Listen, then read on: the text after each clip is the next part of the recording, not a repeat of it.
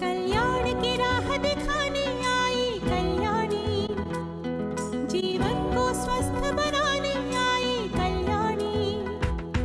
कल्याण की राह दिखाने आई कल्याणी, जीवन को स्वस्थ बनाने आई कल्याणी। कुछ गुणकारी बातों की खुशबू लाई, घर आंगन को महकाने आई कल्याणी। संगवारी हो राम राम। कल्याणी कार्यक्रम में तुम्हार स्वागत है। संगवारी हो काली 1 दिसंबर रही और 1 दिसंबर हमन का रूप में मनाथन विश्व एड्स दिवस के रूप में मनाथन। और एकर सेती मनाथन कि ये जो बीमारी है तेहा हमरे देश के समस्या न है, पूरा विश्व के समस्या है।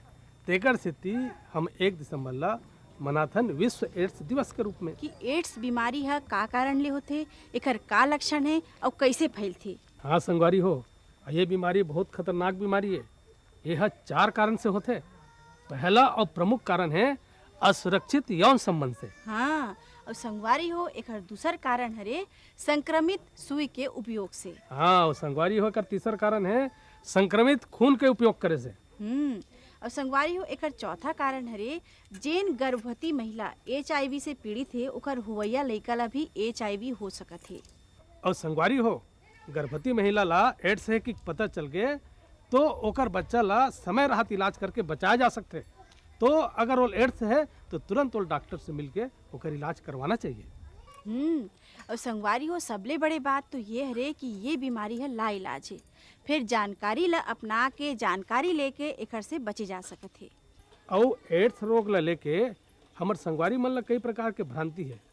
का भ्रांति है कि एड्स होए मनखे सन रहे से, ओकर से बात करे से, ओकर से हाथ मिलाए से, ओकर कपड़ा पहने से, ओकर चुमा ले से एड्स फैल सकते होला। फिर ऐसे बात नहीं है संगवारी हो। तो संगवारी हो एड्स होए के सिर्फ 4 कारण जौन हमन आप मन ला बताए हैं वही हरे, और भी कोनो भी प्रकार के आप मन में भरम झन पालो। हाँ, और संगवारी हो 5 साल कल्याणी कार्यक्रम में हमन नारा दे रहे हैं जियो और जीने दो। और इस साल का नारा है कल्याणी? वाह, इस साल के नारा हरे किशोर लड़की महिला और HIV एड्स। और जानत हो ये नारा काबर देगे है? हाँ कल्याणी, और ये नारा लेकर स्थिति दे गए है कि पुरुष मन के अपेक्षा महिला मन ला एड्स होने की संभावना ज़्यादा रहते। काबर कि 100 जन में 65 महिला ला एड्स होने की संभावना रहते। और संगवारी हो महिला और लड़की मन ला एड्स होए के संभावना ऐसे ती ज़्यादा रहते काबर ओकर मन के शरीर के बनावटे ऐसे रहते कि ओमा संक्रमण होए के संभावना ज़्यादा हो जाते। और एकरे से ती पुरुष मन के अपेक्षा महिला और लड़की मन में एड्स होए के संभावना ज़्यादा बने रहती। और संगवारी हो एड्स से बचे बार जानकारी ही ओकर सबसे बड़े बचाव है। और एकर शुरुआत हमन अपन घर से कर सकत हन। घर में कोनो जवान होत लड़की है तो ओला सही गलत के जानकारी माँ द्वारा देना चाहिए। काबर माँ ही एक अच्छा संगवारी, एक अच्छा सहेली हो सकत है और लड़की मन ला यौन शिक्षा के बारे में जानकारी दे सकत है। हाँ, और केवल लड़की ही नहीं, लड़का ला भी ओकर बड़े भाई या ओकर पिताजी हा यौन शिक्षा के बारे में सही जानकारी दे सकते ताकि ऐसा बीमारी से बच सके। और संगवारी हो यही विषय में आज हमन चर्चा करे बर विभिन्न वर्ग के प्रतिनिधि मन ला अपन स्टूडियो में बुलाए हन। तो शामिल होन इस परिचर्चा में।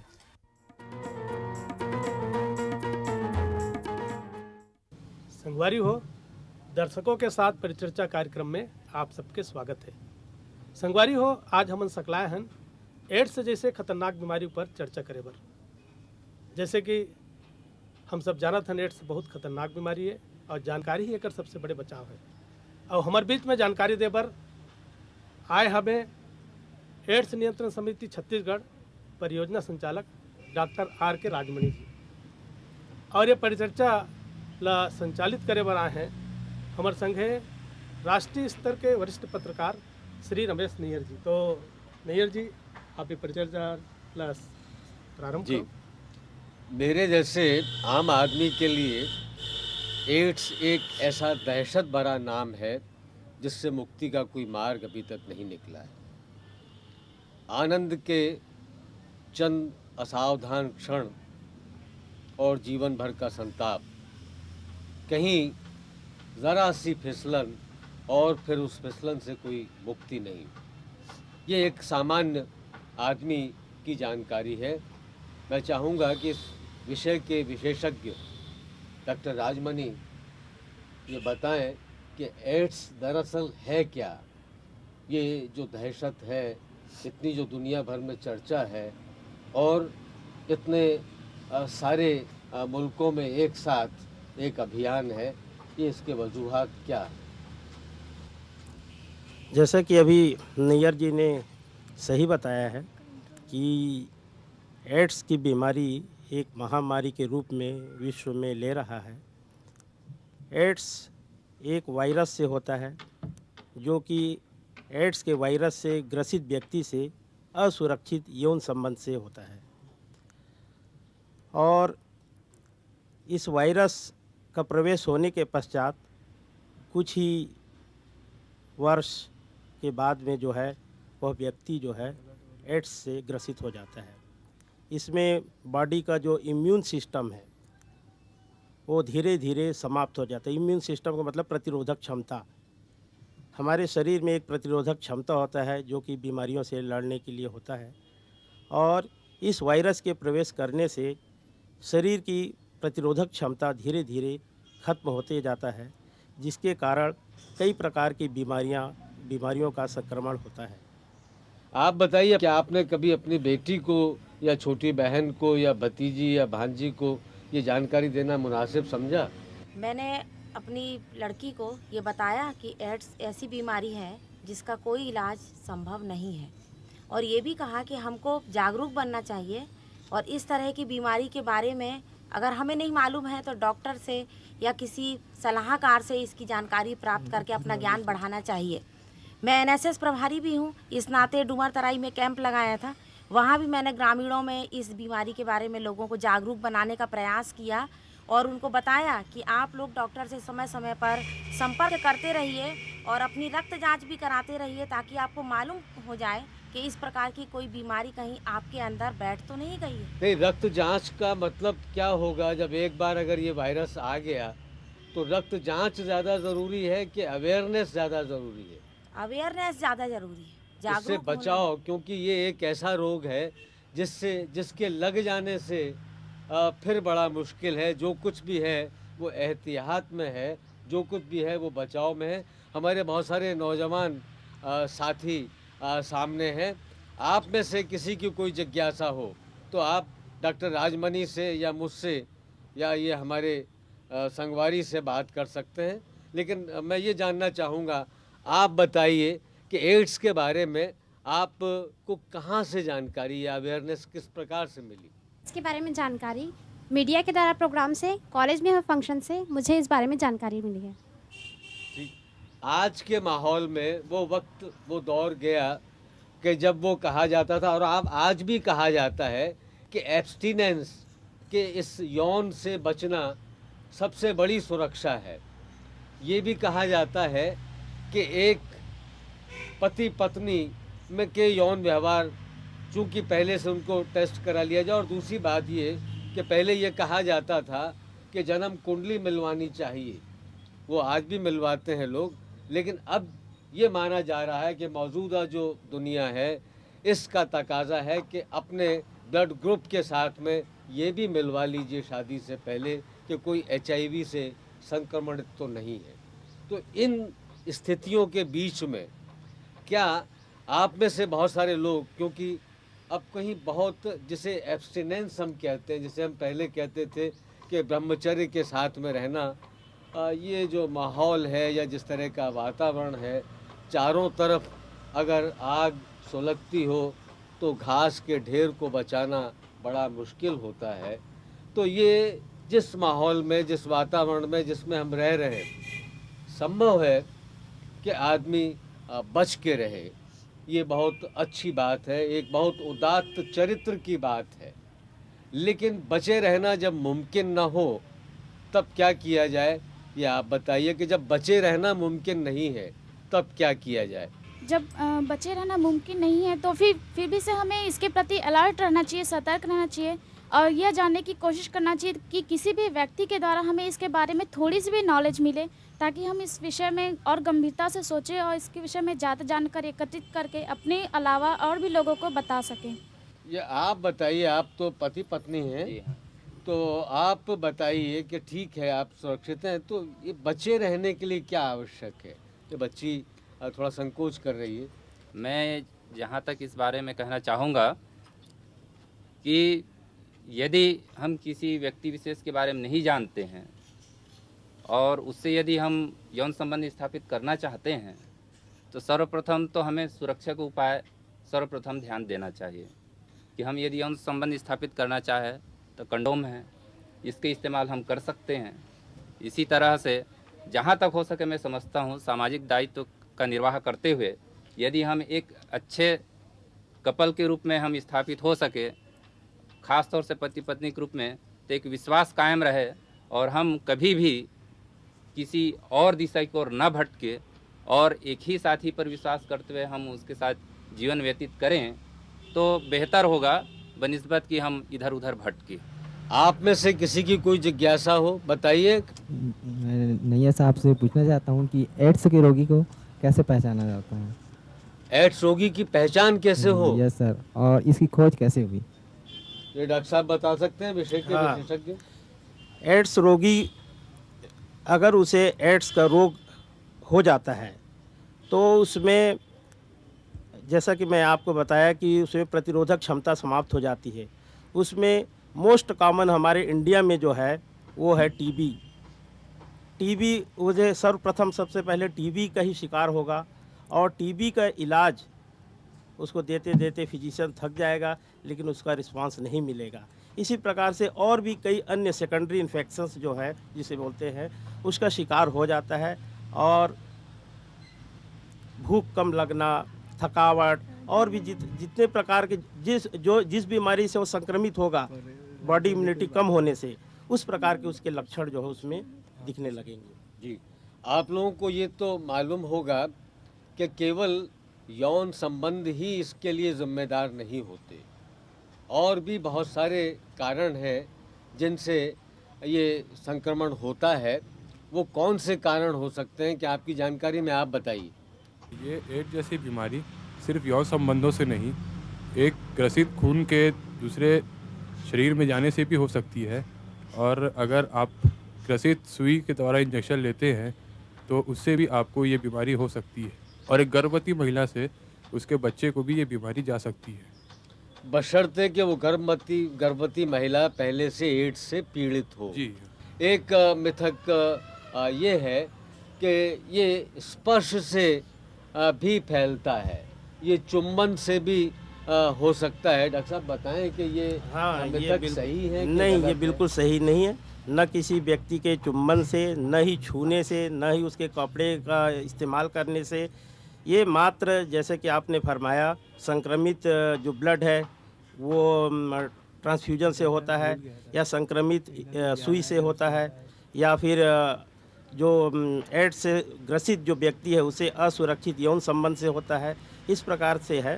प्रश्न मेरे दिमाग में आया है, जैसे एक गर्भवती महिला है और HIV से ग्रसित है, तो इसके बच्चे को बचाया जा सकता है नहीं HIV से ग्रसित होने के लिए? बचाया तो नहीं जा सकता, लेकिन ये है कि उसमें जो वायरस का जो लोड है वो कम किया जा सकता है। एंटी रेट्रोवायरल मेडिसिन का आविष्कार हो गया है, लेकिन ये क्योर नहीं करता है। उसमें इन्फेक्शन की मात्रा को, बच्चे में इन्फेक्शन की मात्रा को कम करता है। तो एड्स से ग्रसित जो गर्भवती माता है उसे दिया जाता है। जैसे आपने कहा कि बच्चियों को और महिलाओं को बताया जा रहा है, तो एक महिला जो सुबह 9 बजे से शाम 5 बजे तक काम करने जाती है और अनपढ़ है, तो आप उन्हें इस बीमारी के बारे में किस तरीके से बताएंगे? इसके लिए जो है हमने कुछ व्यवस्था किया है। छत्तीसगढ़ राज्य में हमारे जो मोस्ट सेंसिटिव एरिया कह लीजिए या हाई रिस्क एरिया है, जहाँ पर कमर्शियल सेक्स वर्कर वगैरह हैं, तो वहाँ पर हम लोगों ने कुछ प्रोजेक्ट स्टार्ट किया है। इस प्रकार से छत्तीसगढ़ में 14 प्रोजेक्ट चल रहे हैं, वो NGO के माध्यम से चला रहे हैं। और NGO जो हैं उन्हें इस प्रकार की जानकारी, जो ऐसा आपने कहा, उस एरिया के जो हैं, जो व्यक्ति हैं उनको जो है हमारे एनजीओ के माध्यम से जानकारी दी जा रही कि किस प्रकार से बचाव किया जा सकता है। माता पिता होने के साथ में प्राध्यापक भी है, तो क्या इस तरह का नैतिक साहस जागृत हो रहा है हमारे प्राध्यापक समाज में भी कि वो बता सकें क्लासरूम में?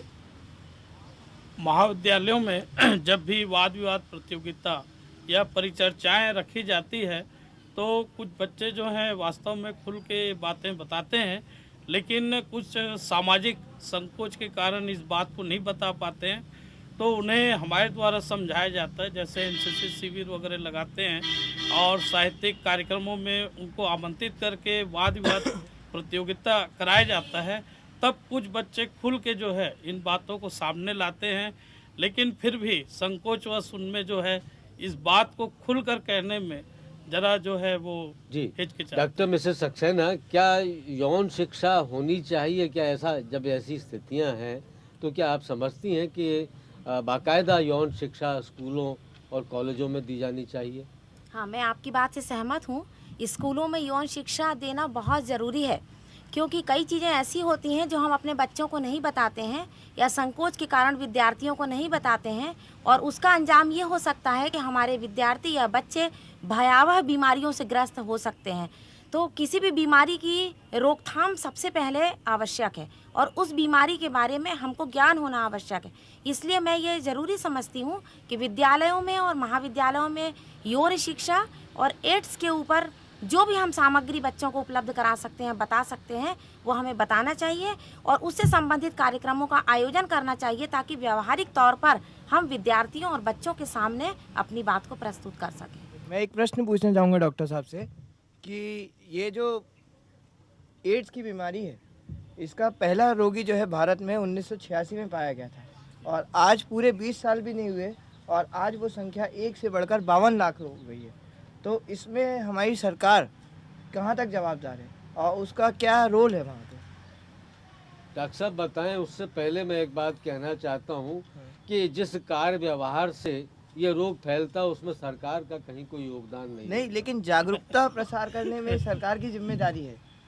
गांव-गांव ग्रामीण जाकर जागरूकता प्रसार करने की सरकार की जिम्मेदारी है। डॉक्टर साहब बताएंगे, लेकिन मैं ये समझता हूँ कि ये सरकार के ऊपर निर्भरता, हर काम के लिए सरकार के ऊपर निर्भरता, ये एक स्वाधीन देश के लिए, लोकतांत्रिक देश के लिए, और जिसमें आपके जैसे नौजवान पढ़े लिखे लोगों की पीढ़ी विकसित हो रही हो, ये बहुत पीछे देखने वाली मानसिकता का परिचय। फिर भी डॉक्टर साहब नहीं, आपने सही फरमाया।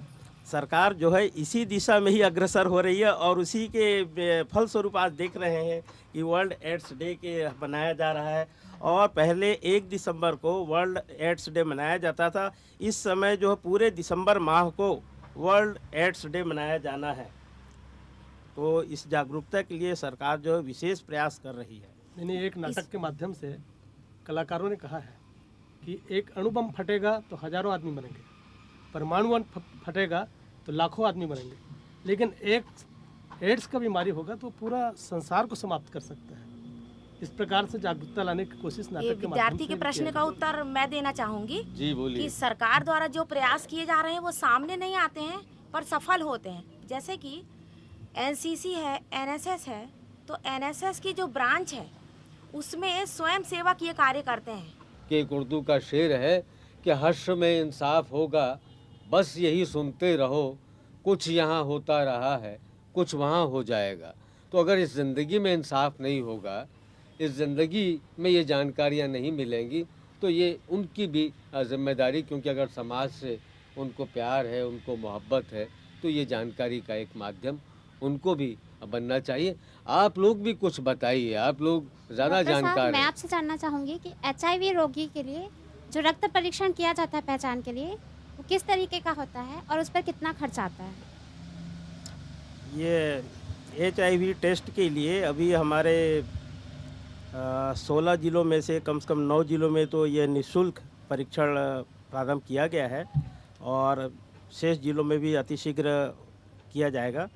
और रायपुर में तो मेडिकल कॉलेज में है और इसमें किसी प्रकार का कोई शुल्क नहीं है, वॉलंटरीली आप टेस्ट करा सकते हैं। डॉक्टर साहब, आप लोग क्या सावधानियां बरतते हैं जो संक्रमित रक्त जो चढ़ता है या बहुत सारे पेशेवर लोग जो खून बेचते हैं, इसमें ब्लड ट्रांसफ्यूजन के लिए बिल्कुल कंपलसरी कर दिया गया है। अगर जो पैथोलॉजिस्ट या जो भी व्यक्ति इस प्रकार का ब्लड ट्रांसफ्यूजन बिना HIV टेस्ट के अगर कराएगा तो उसे सज़ा का भी प्रावधान है।